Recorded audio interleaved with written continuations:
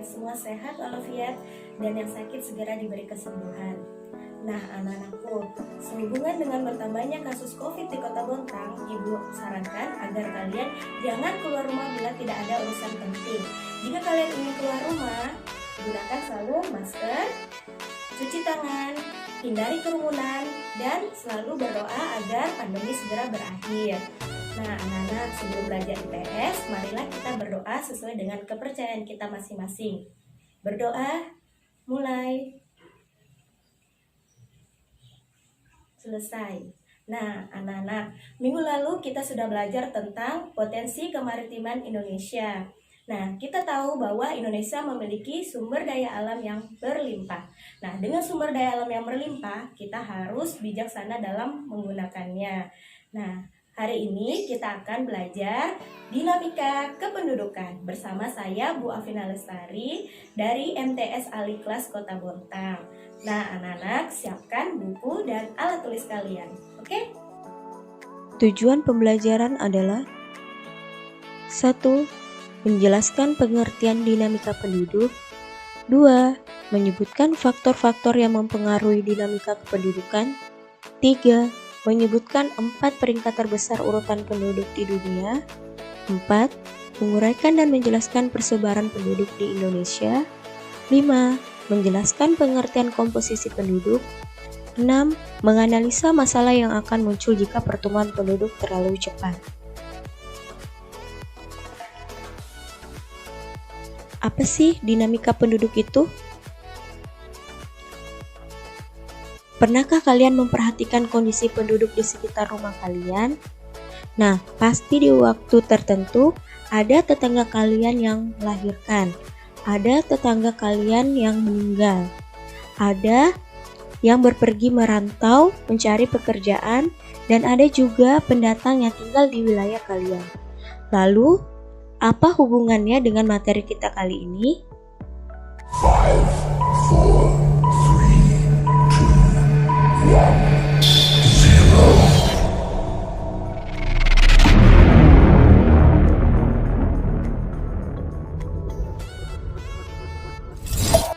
Dinamika penduduk adalah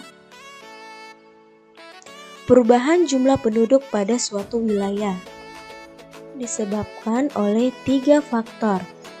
Yang pertama, kelahiran. Kelahiran menyebabkan jumlah penduduk bertambah. Kematian.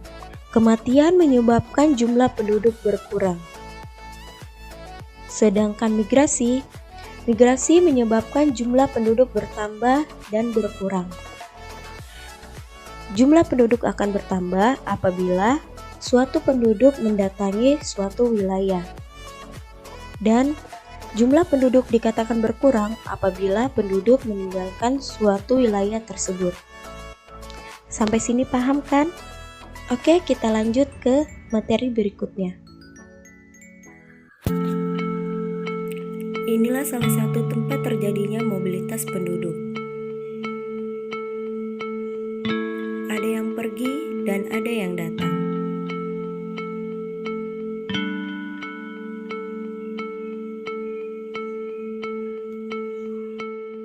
Penduduk melakukan migrasi untuk mendapatkan kehidupan yang layak.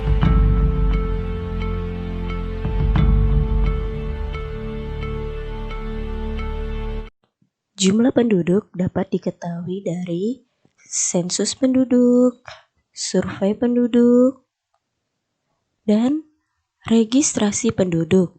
Nah, anak-anakku, ada yang tahu enggak apa itu sensus penduduk? Apa itu sensus penduduk? Ya, sensus penduduk adalah perhitungan jumlah penduduk oleh lembaga pemerintah yang disebut Badan Pusat Statistik atau BPS. Sensus penduduk diadakan setiap 10 tahun sekali. Tim sensus penduduk ini akan mendatangi rumah kalian dan akan menanyakan informasi-informasi tentang jumlah keluarga kalian. Sedangkan survei penduduk adalah proses pengumpulan data yang dilakukan dengan memilih sampel dari seluruh populasi.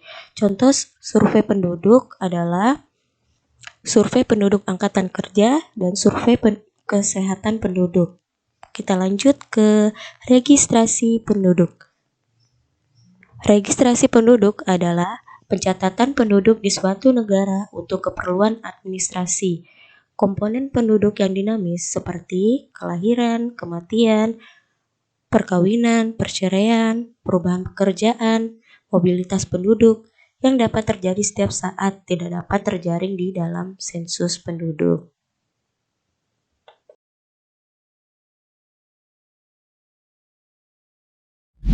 Empat, Indonesia.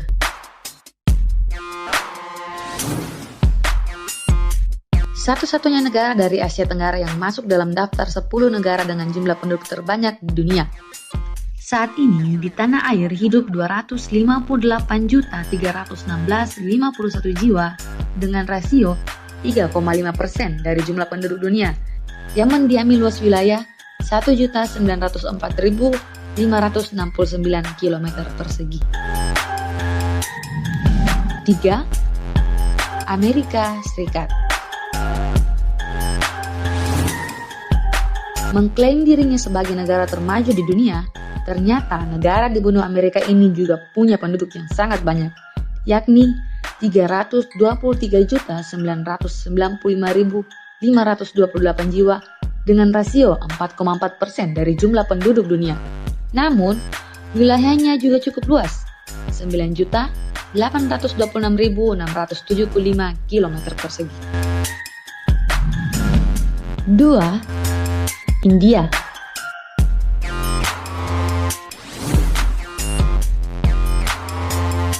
Luas salah satu negara Asia ini memang hanya sekitar sepertiga dari luas wilayah Amerika Serikat, yakni 3.287.263 km persegi. Namun, jumlah penduduknya lebih banyak 5 kali lipat, yakni 1.266.883.598 jiwa dengan rasio 17,2% dari jumlah total penduduk dunia. 1. Cina.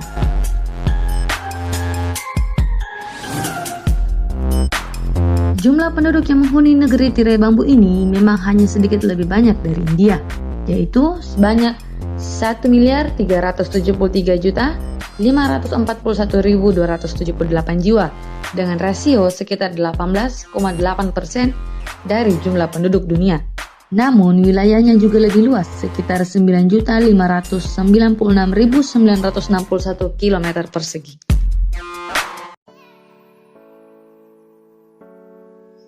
Persebaran penduduk. Bentuk persebaran penduduk di suatu wilayah atau negara yang tujuannya untuk mengetahui apakah penduduk tersebut merata atau tidak. Persebaran penduduk juga disebut kepadatan penduduk. Persebaran penduduk dijadikan indikator untuk membedakan potensi sumber daya pada suatu wilayah. Peta persebaran penduduk di Indonesia. Pulau Jawa berwarna merah. Warna merah menandakan bahwa jumlah penduduk sangat padat. Di sebagian besar Pulau Sumatera menandakan bahwa penduduk akan padat. Pulau Kalimantan dan Papua berwarna hijau menandakan bahwa pulau tersebut paling jarang penduduknya. Apakah persebaran penduduk di Indonesia sudah merata? Ya, benar sekali. Persebaran penduduk di Indonesia belum merata dikarenakan sebagian besar penduduk masih terpusat di Pulau Jawa. Kita lanjut ke komposisi penduduk. Komposisi penduduk adalah pengelompokan penduduk pada suatu wilayah dengan kriteria tertentu. Komposisi penduduk sangat diperlukan untuk suatu negara karena dijadikan dasar penentu pengambil sebuah kebijakan. Komposisi penduduk dibagi menjadi 4 bagian. Yang pertama, komposisi penduduk berdasarkan usia. Komposisi penduduk berdasarkan usia dibagi menjadi 2, penduduk usia produktif dan usia non-produktif. Penduduk usia produktif merupakan penduduk yang masih mampu bekerja dengan optimal dan mandiri. Penduduk usia produktif berusia 15-64 tahun. Sedangkan penduduk usia non-produktif merupakan penduduk yang belum atau sudah tidak mampu bekerja secara optimal. Penduduk usia non-produktif berusia 15 tahun ke bawah dan di atas 64 tahun ke atas. Data komposisi penduduk menurut kelompok usia dapat digunakan untuk menghitung angka beban ketergantungan atau dependency ratio. Angka beban ketergantungan adalah perbandingan penduduk usia produktif terhadap penduduk usia non-produktif. Angka beban tanggungan dapat dicari dengan menggunakan rumus sebagai berikut. DR, penduduk belum produktif, ditambah penduduk tidak produktif, dibagi penduduk usia produktif, dikali 100. DR adalah dependency ratio atau rasio beban ketergantungan. Penduduk belum produktif usia 0-14 tahun, penduduk produktif usia 15-64 tahun, penduduk tidak produktif usia 65 tahun ke atas. 100 adalah konstan. Berdasarkan data Badan Pusat Statistik atau BPS, angka beban ketergantungan di Indonesia periode 2014 sampai 2018 mengalami penurunan. Pada tahun 2018, angka beban ketergantungan Indonesia sebesar 48,23%. Artinya, setiap 100 orang penduduk produktif di Indonesia harus menanggung 48,23% penduduk yang tidak produktif. Yang kedua, komposisi penduduk berdasarkan jenis kelamin. Tujuannya untuk mengelompokkan jumlah penduduk dalam pemberdayaan sumber daya yang sesuai dengan karakteristik penduduk. Bentuk piramida penduduk dibagi menjadi 3, yaitu 1. Komposisi penduduk muda atau biasa disebut ekspansif. 2. Komposisi penduduk dewasa yang biasa disebut stasioner. 3. Komposisi penduduk tua atau konstruktif. Perhatikan penjelasan berikut ini. Piramida ekspansif. Piramida ekspansif berbentuk menyerupai kerucut. Piramida ini dicirikan dengan jumlah penduduk usia muda sangat besar, sedangkan penduduk usia tua sedikit. Angka kelahiran jauh lebih tinggi daripada angka kematian. Pertumbuhan penduduk juga relatif tinggi. Komposisi penduduk muda umumnya dijumpai di negara-negara berkembang seperti Indonesia, Malaysia, dan India. Piramida stasioner. Bentuk piramida penduduk dewasa menyerupai batu nisan. Komposisi penduduk stasioner memiliki jumlah penduduk usia muda dan usia dewasa relatif seimbang. Tingkat kelahiran dan kematian relatif rendah. Pertumbuhan penduduknya pun relatif rendah. Beberapa negara maju mempunyai komposisi penduduk dewasa seperti Amerika Serikat, Belanda, dan Inggris.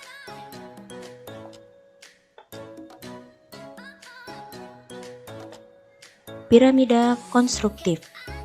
Bentuk piramida penduduk ini menyerupai guci terbalik. Komposisi penduduk konstruktif bercirikan jumlah penduduk terkonsentrasi pada kelompok dewasa. Angka kelahiran dan angka kematian cenderung rendah. Pertumbuhan penduduk relatif tetap, bahkan mendekati nol. Pada beberapa negara, pertumbuhan penduduknya menunjukkan angka negatif. Apa artinya? Pertumbuhan penduduk negatif berarti jumlah penduduk dari tahun ke tahun senantiasa berkurang. Beberapa negara yang berada pada fase ini yaitu Swedia, Jerman, dan Belgia. Kamu juga dapat mengetahui nilai rasio jenis kelamin atau sex ratio. Rasio jenis kelamin adalah perbandingan jumlah penduduk laki-laki dan jumlah penduduk perempuan. Perhitungan nilai seks rasio sebagai berikut. SR sama dengan L per P dikali 100, di mana SR adalah seks rasio atau rasio jenis kelamin, L jumlah penduduk laki-laki, P jumlah penduduk perempuan, 100 adalah konstanta. Kamu dapat berarti menghitung seks rasio di daerahmu. Data yang kamu butuhkan berupa data jumlah penduduk laki-laki dan perempuan. Sebagai contoh, jumlah penduduk di suatu daerah sejumlah 4.202.29 jiwa. Jumlah penduduk laki-laki sebesar 2.349.563 jiwa dan jumlah penduduk perempuan sebesar 1.852.466 jiwa. Berdasarkan data tersebut, angka rasio jenis kelamin sebesar 126,8 dibulatkan menjadi 127. Angka ini menunjukkan terdapat 127 penduduk laki-laki di antara 100 penduduk perempuan. Yang ketiga, komposisi penduduk berdasarkan pendidikan. Komposisi penduduk berdasarkan pendidikan dimulai dari PAUD, TK, SD, SMP, SMA, dan perguruan tinggi. Yang keempat, komposisi penduduk berdasarkan agama. Indonesia memiliki beragam agama. Indonesia mengakui 6 agama, yaitu agama Islam, Kristen, Katolik, Buddha, Hindu, dan terakhir Konghucu.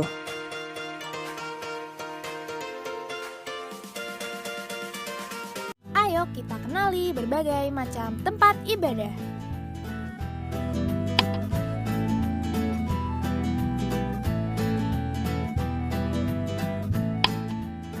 Masjid, tempat ibadah bagi umat beragama Islam.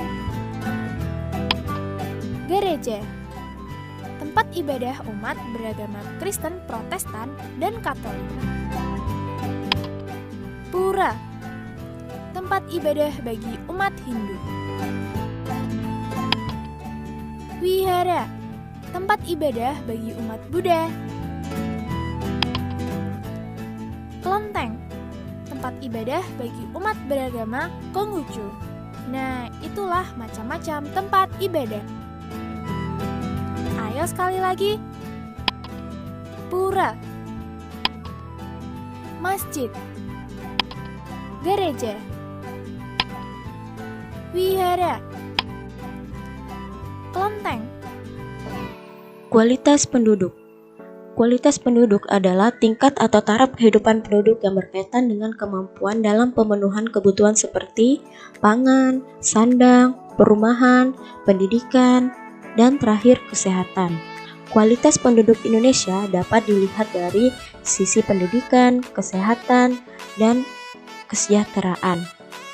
Perhatikan penjelasan berikut ini. Dilihat dari sisi pendidikan. Pendidikan merupakan aspek utama dalam menilai kualitas sumber daya manusia atau SDM. Meskipun demikian, tidak selamanya orang yang berpendidikan tinggi memiliki kualitas baik. Orang yang berpendidikan tinggi perlu disertai dengan keterampilan dan kecakapan. Kualitas pendidikan di Indonesia dapat dilihat dari berbagai indikator. Salah satunya angka partisipasi sekolah. Pemerintah menerapkan program wajib belajar 12 tahun, dimulai dari SD, SMP, dan SMA. Pemberian bantuan dana BOS atau bantuan operasional sekolah yang digunakan untuk keperluan administrasi sekolah. Pemberian KIP atau Kartu Indonesia Pintar. KIP diharapkan dapat menekan angka putus sekolah yang ditujukan kepada keluarga yang tidak mampu. Nah, anak-anak, itu tadi penjelasan Ibu tentang program-program pemerintah di bidang pendidikan. Kita lanjut ke bidang kesehatan. Di bidang kesehatan, pemerintah mendirikan berbagai rumah sakit di seluruh wilayah Indonesia. Memperbanyak tenaga medis, adanya jaminan kesehatan seperti BPJS, dan pemberian KIS atau Kartu Indonesia Sehat. Kartu Indonesia Sehat digunakan untuk memberikan jaminan kepada masyarakat agar mendapatkan pelayanan kesehatan secara gratis. Dilihat dari sisi tingkat kesejahteraan penduduk, tingkat kesejahteraan penduduk merupakan cita-cita setiap manusia yang ditandai dengan terpenuhnya kebutuhan pangan, sandang, dan papan. Namun kenyataannya di daerah pedesaan masih banyak fasilitas yang sangat kurang. Bahkan akses menuju sekolah pun terbilang tidak layak. Simak video berikut ini. mungkin sudah biasa kamu alami. Namun pernahkah kamu membayangkan jika harus mendaki gunung, menyeberangi sungai, dan bergelantungan di jembatan rapuh untuk sampai ke sekolah? Seperti beberapa video berikut ini yang akan menunjukkan bagaimana perjuangan siswa untuk sampai di sekolah. Bahkan nyawa mereka menjadi taruhannya.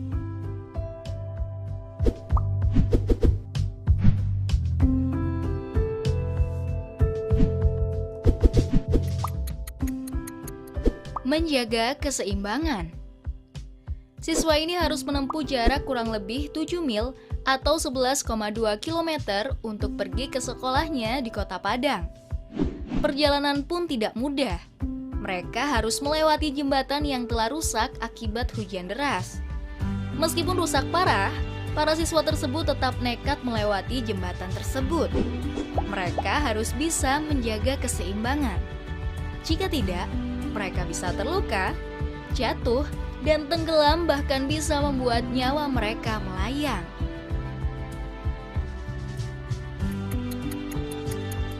Melewati jembatan gantung. Perjuangan siswa lainnya untuk bisa sampai di sekolah, yakni siswa dari Lebak, Banten. Letak sekolah yang berada di seberang desa dan dipisahkan oleh Sungai Ciberang, memaksa mereka harus melewati jembatan gantung yang sudah rusak. Mereka harus memanjat jembatan yang rusak itu dengan hati-hati. Untungnya, sejak foto jembatan itu menjadi viral, tidak lama kemudian jembatan itu diperbaiki. Permasalahan yang akan timbul jika pertumbuhan penduduk terlalu cepat, yaitu 1. Pertumbuhan penduduk usia muda yang cepat menyebabkan tingginya angka pengangguran atau tidak bekerja. 2. Persebaran penduduk tidak merata. 3. Komposisi penduduk yang kurang menguntungkan karena banyaknya penduduk usia muda yang belum produktif sehingga beban angka ketergantungan tinggi. 4. Arus urbanisasi tinggi sebab kota lebih banyak menyediakan pekerjaan daripada di desa. 5. Menurunnya kualitas dan kesejahteraan penduduk. 6. Kemiskinan dan perkampungan kumuh akan muncul di mana-mana. Anak-anak, itu tadi penjelasan Ibu tentang dinamika penduduk. Jadi, dinamika penduduk adalah perubahan jumlah penduduk pada suatu wilayah yang disebabkan oleh 3 faktor. Yang pertama, faktor kelahiran. Faktor kelahiran menyebabkan jumlah penduduk bertambah. Yang kedua, faktor kematian yang menyebabkan jumlah penduduk berkurang. Yang ketiga, faktor migrasi. Faktor migrasi ini menyebabkan jumlah penduduk bertambah dan berkurang. Nah, kita lanjut ke kuantitas penduduk. Kuantitas penduduk Indonesia menempati urutan keempat dari jumlah penduduk seluruh dunia. Yang pertama, Cina, India, Amerika Serikat, dan terakhir Indonesia. Nah, tadi juga kita ada mempelajari tentang komposisi penduduk. Komposisi penduduk dibagi menjadi 4 bagian. Yang pertama, komposisi penduduk berdasarkan jenis kelamin, berdasarkan usia, berdasarkan pendidikan, dan berdasarkan agama. Nah, berdasarkan agama, Indonesia mengakui 6 agama. Yang pertama, agama Islam, Kristen, Katolik, Hindu, Buddha, dan Konghucu. Dan yang terakhir, tadi kita membahas tentang kualitas penduduk di Indonesia. Kualitas penduduk Indonesia dapat dilihat dari 3 sisi. Yang pertama, dari sisi pendidikan, kesehatan, dan kesejahteraan. Nah, demikian yang dapat Ibu sampaikan. Semoga pembelajaran hari ini bermanfaat bagi kita. Ibu akhiri. Assalamualaikum warahmatullahi wabarakatuh.